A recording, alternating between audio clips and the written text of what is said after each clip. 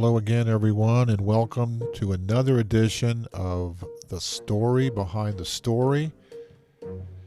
My name is Brian Smith, and today we're going to talk about another Ohio State mystery.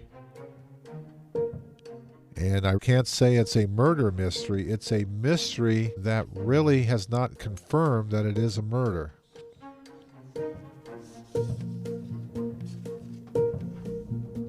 On the night of March 31st, 2006, 27-year-old Brian Shaffer, a medical student at Ohio State University, went out with friends to celebrate the start of spring break. They bar hopped through Columbus, eventually ending up at the Ugly Tuna Saloona. That was a popular bar near campus. Surveillance footage captured Brian entering the bar around 1:55 a.m. But strangely, he was never seen leaving. His friends assumed he had gone home, but when he failed to show up for a planned trip to Miami with his girlfriend 2 days later, concern grew. Police reviewed all the security footage from the bar and surrounding areas, but there was no sign of Brian leaving. The only visible exit was heavily monitored, leading to speculation that he may have left through a restricted back area or met with foul play inside the bar. His cell phone, credit cards, and bank account were never used again, and despite numerous searches, interviews, and national media coverage, no trace of him was ever found. Now, over the years, theories have ranged from an abduction, an intentional disappearance, or even an accident that led to his body being concealed. Despite extensive efforts, Brian Shaffer remains missing, making his case one of the most bizarre unsolved disappearances in United States history. The story behind the story. Brian Shaffer grew up in Pinkerton, Ohio. That's a suburb just outside of Columbus. He was the oldest son of Randy and Renee Shaffer. He graduated from local high school in 1997, and he went to Ohio State for his undergraduate work. 6 years later, he graduated with a degree in microbiology. Following that, he began his studies at the OSU College of Medicine in 2004. During his second year there, March 2006, his mother died of myelodysplasia. Shaffer's friends say that although he appeared to be handling it well, his mother's death was hard on him. During his time at medical school, Shaffer became romantically involved with another medical student.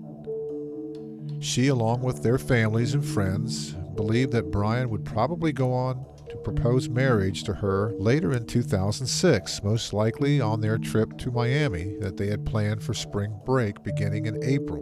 Locations such as Miami attracted Shaffer, and he liked the relaxed lifestyle. He told his friends that despite his decision to pursue a medical career, his real ambition was to start a band playing music in the vein of Jimmy Buffett. I want to go back over March 31st. This was a Friday. Classes at OSU had ended for spring break the following week. Shaffer and his father, Randy, celebrated the occasion. They had a steak dinner earlier that evening. His father noticed that he seemed exhausted from having studied through the night earlier in the week. He was cramming for some critical upcoming exams.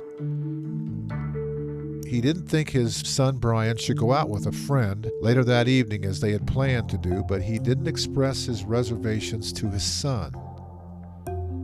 About 9 o'clock, Brian Shaffer met his friend at the Ugly Tuna Saloona bar in the South Campus Gateway area on High Street in Columbus. About an hour later, Shaffer called his girlfriend, who had returned to her home in Toledo to visit her family before she and Brian were due to depart for Miami. Brian and his male companion went bar hopping. They visited several other drinking establishments. They were working their way down to the Arena District. And according to witnesses, at each stop, they each had a shot of hard liquor. Midnight, Brian Shaffer and his friend met another acquaintance in the short north, and she gave them a ride back to the Ugly Tuna Saloona, where they had started the night. And the three of them had a last round. Brian separated himself from his companions while the three were there and was last seen on a security camera outside the bar just before 2 a.m. Now, this is where it gets strange. Brian Shaffer's two friends attempted to find Shaffer, repeatedly calling him. They left with the other patrons when the bar closed at 2 a.m., and they waited outside the Ugly Tuna for him to come out. When he was not among the departing crowd, they just assumed he had returned to his apartment without letting them know.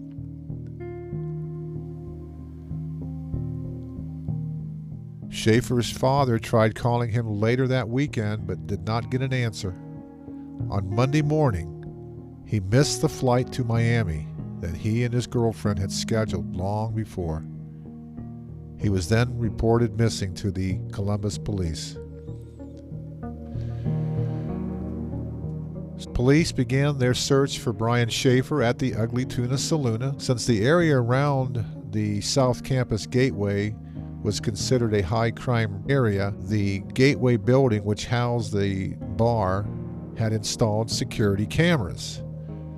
So the police reviewed the footage, which definitely showed Shaffer and the two companions going up an escalator to the bar's main entrance at 1:15 a.m.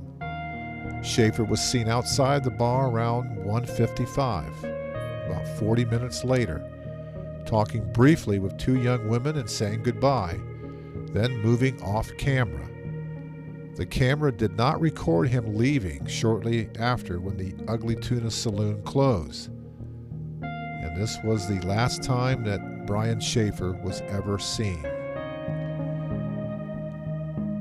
Investigators realized it was possible that Shaffer could have changed his clothes in the bar or put on a hat, kept his head down, hiding his face from the camera. He might have also left the building by another route. There was a service door not generally used by the public, a short distance from where Brian was last seen.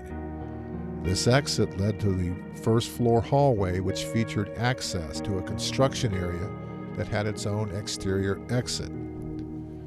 Some officers believed that would have been difficult to walk through sober, much less intoxicated, as Shaffer likely was at that time. However, the cameras in that area might also have missed Shaffer because one camera panned across the area constantly and the other was operated manually.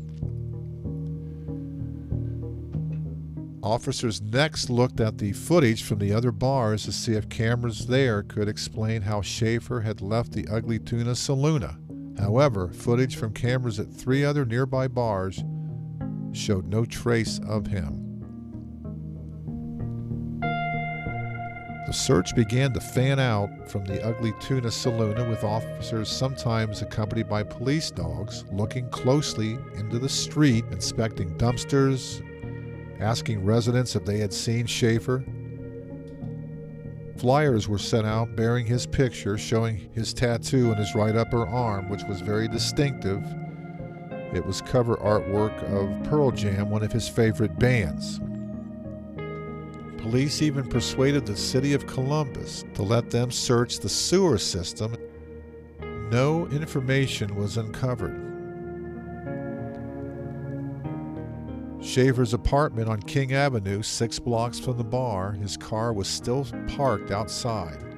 Inside, nothing seemed amiss.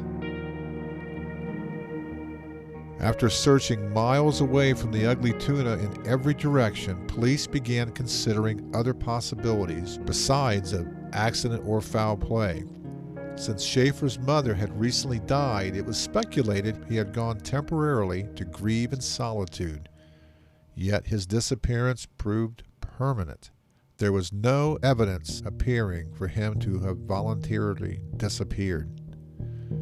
Those who had seen Shaffer that evening, including his father, were asked to take lie detector tests. All of the acquaintances and his father passed the test. However, the female companion who they had met that evening, she refused. The two women Brian had last been seen talking to said in 2009 that they had never been asked to take one. Shaffer's girlfriend said she called Brian Shaffer's phone every evening before going to bed for a long time after the disappearance. Police received many tips, none of which resulted in any breakthroughs in the case.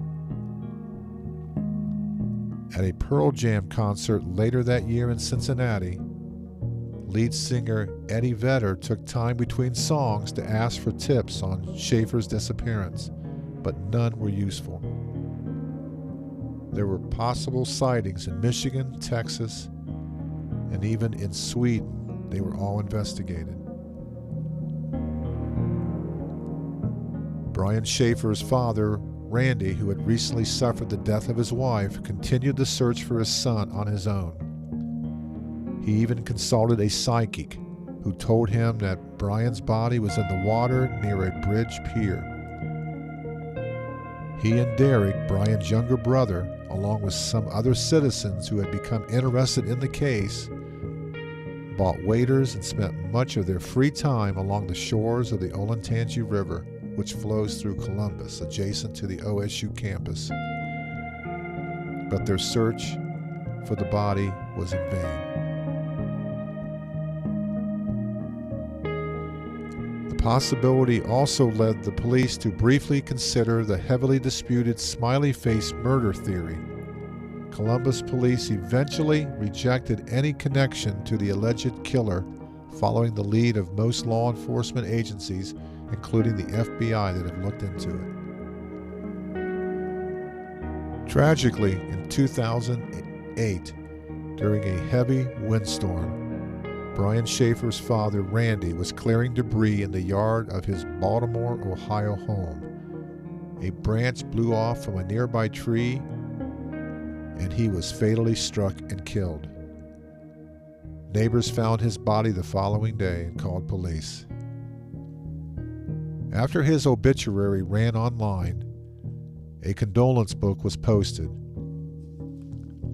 One of the signatures in it said, "To Dad, love Brian, U.S. Virgin Islands." This suggested Brian might have left for a new life elsewhere. However, upon further investigation, the note was found to have been posted from a computer accessible to the public in Franklin County. It was determined to be a hoax.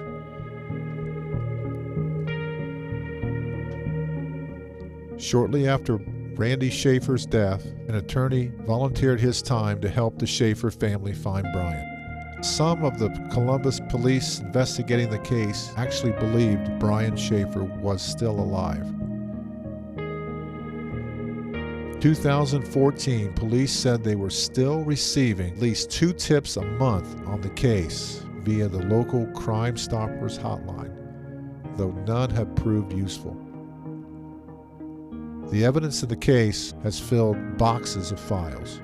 One of the original investigators, Andre Edwards, told Columbus Monthly that after an extensive review of the camera footage at the Ugly Tuna Saloona from the night Brian Shaffer disappeared, which was intended to rule out the idea that he could have left in disguise, he could say with 100% certainty that Brian did not leave via the escalator. Police say they have 3 theories about the case, but decline to discuss them even with Columbus Monthly Magazine. In March 2021, the Ohio Bureau of Criminal Investigation released an age-progressed photo of what Shaffer might look like at age 42. Brian Shaffer's legacy, well, between the time of Shaffer's disappearance and his own death, his father Randy joined the families of other missing adults in Ohio in lobbying the state legislature to pass a bill establishing a statewide protocol for such cases. By the time that Randy Shaffer, Brian's father, had died, the bill had become law.